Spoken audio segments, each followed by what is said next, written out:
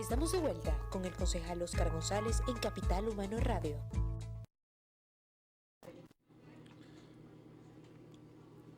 Bien, mientras disfrutamos aquí los dulces del café de Ibercafé, vamos con nuestra segunda parte del programa y nuestro segundo invitado al día de hoy. Tenemos ya también en línea porque lamentablemente por las condiciones en que estamos ahorita, algunos de nuestros invitados van a estar a distancia en Skype respetando todo lo que tiene que ver con los protocolos en la época de cuarentena. Tenemos entonces en línea al doctor Jaime Lorenzo, director ejecutivo de Médicos Unidos de Venezuela. Médicos Unidos de Venezuela, una ONG que nace en el año 2016 de la denuncia de deficiencia del sistema de salud venezolano, luego que la Asamblea en el año 2018 decide como objetivo principal la defensa de los derechos humanos, enfocada en el derecho a la salud, adquiriendo una estructura organizativa lineal. Vamos a hablar ahorita con parte de con uno de los integrantes de esta ONG que está aquí en Venezuela, el doctor Jaime Lorenzo. Bienvenido a Capital Humano Radio, doctor Lorenzo. Buenas tardes, amigo. Gracias por tu invitación a ti, a tu equipo y a todos los radioescuchas en el cyber. ¿Dónde está ubicado Médicos Unidos de Venezuela? Es decir, ¿está en todo el país? ¿Está en un área específica? ¿Tiene alianzas internacionales? Médicos Unidos de Venezuela se encuentra en este momento en todo el país. Hay una organización que está en cada uno de los estados, y en el caso de algunos estados tenemos dos grupos. Por ejemplo, en Bolívar están en Ciudad Bolívar y en Puerto Ordaz, en Carabobo, en Puerto Cabello y Valencia, y así, y Guárico también, en dos sitios también. Y a nivel internacional contamos con 11 delegaciones en varios países y tenemos alianzas con diferentes ONG a nivel internacional, con lo cual hemos estado compartiendo y trabajando bastante fuerte en los últimos tiempos. A nivel internacional me dice que tiene delegaciones, pero son alianzas estratégicas con otras ONG similares o representación de la propia ONG fuera del país. Pues digo por la denominación Médicos Unidos de Venezuela. Representación de la propia ONG en el país, y realmente nosotros no nos vanagloriamos mucho de eso, porque significa que donde se construye una delegación de Médicos Unidos de Venezuela es porque se fueron colegas de altísimo nivel de preparación y están en otros países conformando y haciendo vida y buscando otras posibilidades de crecimiento en otros países. Esto nace entiendo en parte por la diáspora de los profesionales de la salud que han ido buscando otra calidad de vida, se han ido a otros países, pero sienten la necesidad de estar conectados con Venezuela y se agruparon en esta ONG.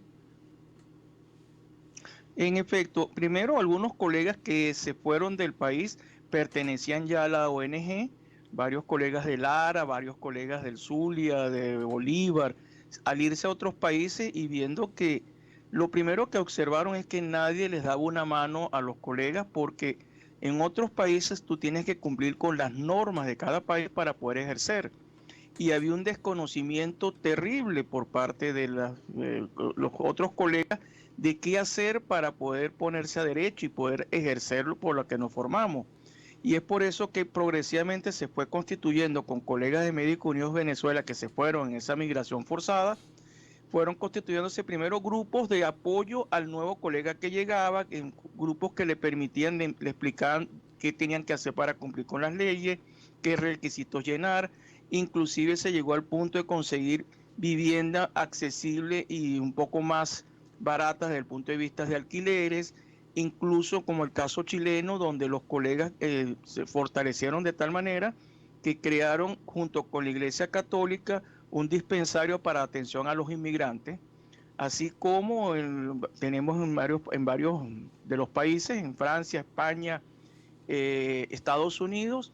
Los colegas han creado o manejan el proyecto Apadrino un Residente, con el cual se ayuda a residentes que están haciendo la especialización en las diferentes áreas de la medicina, y se les da un apoyo por intermedio de un padrino, así como cualquier otra actividad de apoyo con material, medicamentos. O sea, esa migración forzada, ese arraigo hacia su país, lo mantienen con mucha fuerza y todos los años, alrededor del 10 de marzo, que es el Día del Médico, hacemos lo que se conoce como la Misa de las Batas Blancas, en donde en todas las iglesias de las capitales de Estado en Venezuela, así como iglesias en esos países, hacemos la Misa de las Batas Blancas. Claro está, a diferentes horarios, pero ese mismo día hacemos un acto nacional e internacional. Hoy los médicos, en la coyuntura que estamos viviendo, han tenido un papel protagonista. Tanto es así que la demostración que ha habido en España, en Italia, de que a una hora en específico a los médicos se le aplaude o se le reconoce y a la gente de seguridad, ¿no? Han tenido un protagonismo en toda esta pandemia a nivel mundial que ha azotado a todo el mundo, pero los médicos han jugado un papel estelar. Eh, todas las personas de salud, porque están los médicos, las enfermeras, El equipo de salud. el equipo de salud, ¿no? Y en el caso venezolano, ¿qué nos puede decir de la participación de los médicos en toda esta coyuntura que estamos viviendo ahorita con el COVID? Mira, amigo, a veces es duro decirlo, pero nuestros colegas han participado en España en una forma, no se imagina hasta qué punto. De hecho, tenemos varios colegas venezolanos que fallecieron en España ejerciendo en la lucha contra el COVID, al igual que en Ecuador. En Chile tenemos colegas que se han enfermado inclusive con la epidemia. El número de colegas es bastante amplio porque los que han logrado inclusive cumplir con las leyes de esos países o han tenido la oportunidad que esos países durante esta situación tan grave abren las puertas para que aquellos profesionales de alto nivel los apoyen a ellos y en nuestra gente, en nuestro profesional, no solamente el médico, sino el profesional de salud, pues tenemos información de enfermeras, odontólogos, se han dado a la tarea de apoyar con toda nuestra formación, porque hay un punto que ustedes lo saben, que el médico y el profesional del área de la salud venezolano siempre ha tenido una posición de desprendimiento independientemente del intento de destruir lo que ha sido toda una forma de vida del profesional que está en salud, porque hemos tenido siempre un desprendimiento y los que tienen hijos o nietos médicos o padres médicos saben muy bien qué significan las palabras que digo. Es más, te voy a poner un ejemplo. Un compañero nuestro que es cirujano, su hijo el pequeño una vez le dijo que él quería estudiar medicina y ese hombre se puso súper contento, pero era porque quería verlo más, porque no veía a su padre con la frecuencia que él quisiera. O sea, son cosas duras, pero eso es lo que define a la gente que forma parte de ese grandioso equipo de salud. Aterrizando un poco en el tema del COVID, ¿qué información tiene usted? Usted nos va a hablar ahorita de una encuesta que nos trajo. La estuve revisando por encima y bueno, vi la importancia que juegan, por cierto, uniéndolo al tema anterior con el otro invitado, de las redes sociales, ¿no? Las redes sociales han jugado un papel importante en toda la difusión de esta enfermedad, como de los mecanismos de protocolo, de lo que se va a hacer, no se va a hacer, ¿no? Eso lo estuve revisando en la encuesta y ahorita, bueno, por lo que estamos hablando con el otro invitado desde Boston, ¿no? En el caso venezolano, ¿qué resultados nos puede hablar un poco de la encuesta que nos trajo? Que por cuestiones técnicas no me está apareciendo en pantalla, estoy tratando de bajarla, sobre los resultados del tratamiento del COVID, ¿no? Hemos visto países que ya están, que tienen niveles alarmantes de infectados o países que ya han pasado al desconfinamiento, al desmontaje de la cuarentena. ¿Qué nos puede hablar del caso venezolano con el tema del COVID? Que es algo que nos está afectando a todos por igual y nos está afectando por muchísimo tiempo. Va a estar aquí por un buen rato. En efecto, mi querido amigo, primero para todas las personas que nos están escuchando, todas las organizaciones de la sociedad civil, desde diciembre del año pasado estábamos advirtiendo que venía una enfermedad porque ya la OMS lo había dicho y había advertido a todos los ministerios de salud del orbe que había una enfermedad que se contagiaba muy rápidamente y que cuando eso ocurre, esa alerta, todos los ministerios deben prepararse para recibir y afrontar la enfermedad. Venezuela no ¿Usted escapaba cree de que eso y las Venezuela, alertas que hicimos todos nos... ¿Perdón? usted cree que Venezuela adoptó las medidas correctas en el tiempo correcto eh, para afrontar la llegada del COVID?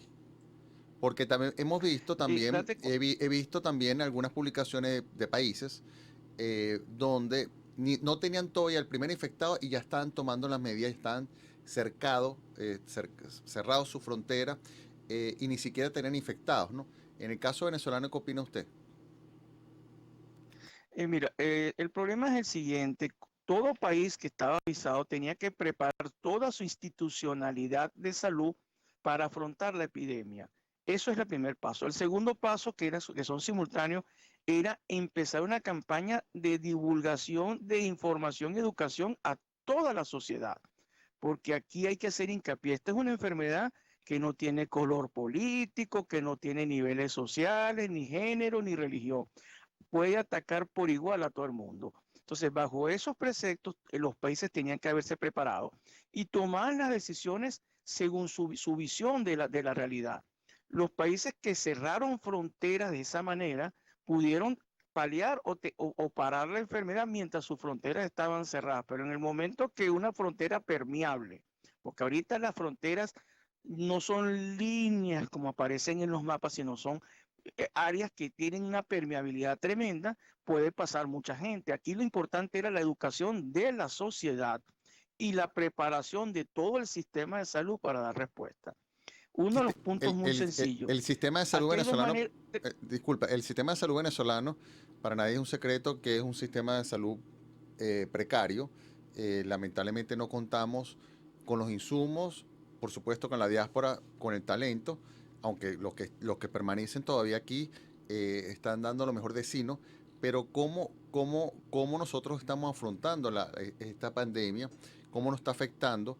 El nivel de información que tienen ustedes, que por supuesto es más privilegiada y más exacta que la que podemos tener el común.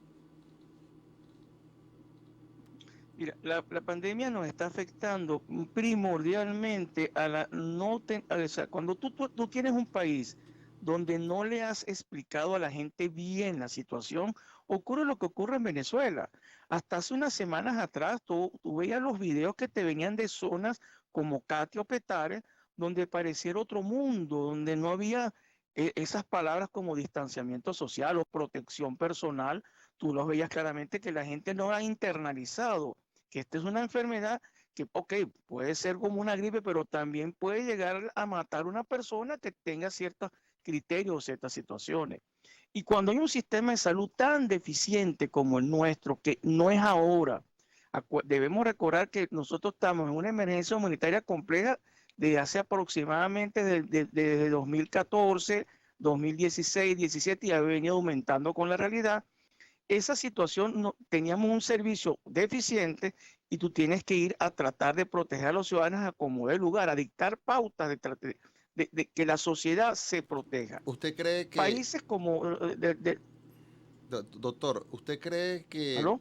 usted cree en esos métodos que quieren denominar autóctonos o venezolanos, que son distintos a otros países? ¿A qué me refiero? En Europa, que fue, vamos a decir, el segundo punto de esparcimiento de la enfermedad, se aplicó lo que se llama, lo que se trata de llamar en Venezuela cuarentena radical, que pero aquí en Venezuela, allá era solamente salía la gente perdón, todo el mundo estaba confinado y la gente salía solamente por alimentos y el que salía estaba multado o sancionado por el Estado, ¿no? En el caso venezolano se llama confinamiento radical, pero uno ve escenas como la fiesta de San Juan en Vargas o como un alcalde que inauguró un mercado allá en el Zulia y de repente se convirtió en un foco de infección para todo el estado. Y lamentablemente no se siguen, vamos a decir, los protocolos o las líneas de otros países que ya han pasado la enfermedad, sino se trata de inventar o innovar esquemas o metodologías distintas. En efecto, mira, ya que estamos tocando el ejemplo español, debido a muchas cosas, tanto idioma como relaciones, España toma decisiones, pero a la vez que toma decisiones tiene un paquete de alternativas para apoyar a la gente. Los ancianos tenían apoyo totalmente, no solamente de las comunidades a su alrededor, sino del Estado, de las comunidades autóctonas. Los enfermos, porque aquí todo el mundo está pensando en COVID y el resto de las enfermedades que todavía tenemos y están muy vigentes en Venezuela, ellos tenían apoyo de medicamentos y todo eso. Hay una capacidad de nivel de respuesta del Estado hacia aquellos que no vulnerables o los pacientes o la gente pobre. Había una respuesta organizada por el Estado. ¿Qué ocurre en Venezuela? Nos agarra una decisión de cerrar de la cuarentena en los 2 primeros meses, pero no se previó situaciones alternativas a aquel 60 y pico % de la población que vivía o vive del día a día. Y después de 2 meses volvemos a esta cuarentena radical y a ese 60 y pico agrega como un mínimo de 20-25% más, y podemos hablar de un 85% de una población que su capacidad de almacenaje, su capacidad de efectivo para más allá de 2 días es muy reducido. Doctor, Y la gente necesita un día a día para poder vivir. Doctor, no nos agarró el COVID, pero sí nos agarró el cierre del programa. Quiero darle las gracias a usted por su participación. Lamentablemente da mucho para que hablar. De repente en otra oportunidad podemos volver y ojalá pudiese estar aquí presente y poder conversar y profundizar sobre todo el salud. Quiero darle las gracias a usted y a todo su gremio por la labor que están haciendo en pro del venezolano en las condiciones en que estamos nosotros ahorita, que están dando una pelea, por eso los llaman los héroes de blanco. Y bueno, no solamente, y lo digo las características venezolanas, porque hablar de los gremios en España, en Estados Unidos, en México, en Colombia, es otra realidad. La realidad venezolana, esa sí es particular, que lamentablemente, y usted cerrando su intervención, hizo mención de las características del sistema de salud en Venezuela. Muchísimas gracias, doctor. Lamentablemente lo tengo que cortar porque ya me van a cerrar el programa. Este programa fue posible gracias a la Dirección General de Rafael Casella. Gracias, doctor. Muchísimas gracias por participar en Capital Humano Radio. En la Dirección General Rafael Casella, en la producción y voz en off de noticias Gabriela Characo y Miguel Acevedo, hoy acompañados también con Antonio, que se integra al equipo. Y Natalie. Brian se fue, Bárbara se fue y ahora está Natalie. Entonces la que cobra el cestatic es Natalie, el café y el dulce de Ibercafé, aquí en SCT, quien nos acompaña todos los martes con unos dulces y unos cafés. Por supuesto, el apoyo de Federalismo Libertad y en la Ingeniería de Sistema Antonio Calderón, en la coordinación del sistema Carolina Méndez y, como mencioné anteriormente, en la operación técnica, Brian no está, Bárbara se jubiló y está Natalie, que nos está acompañando. Nos vemos el próximo martes. Recuerda que estamos en un horario provisional de 1 a 2 de la tarde. Nuestro horario habitual estaremos cuando salgamos del confinamiento. A través de nuestras redes sociales de Capital Humano Chacao, en Twitter, Instagram y Facebook pueden interactuar con nosotros, y a través de mis redes personales González F. Oscar pueden plantear. Ahorita estaba viendo un emprendimiento que próximamente estará aquí con nosotros, nuestra propuesta, sugerencias, comentarios y también sugerencia de invitado. Muchísimas gracias, son las 1:57, entrego el programa y nos vemos el próximo martes. Chao, hasta luego.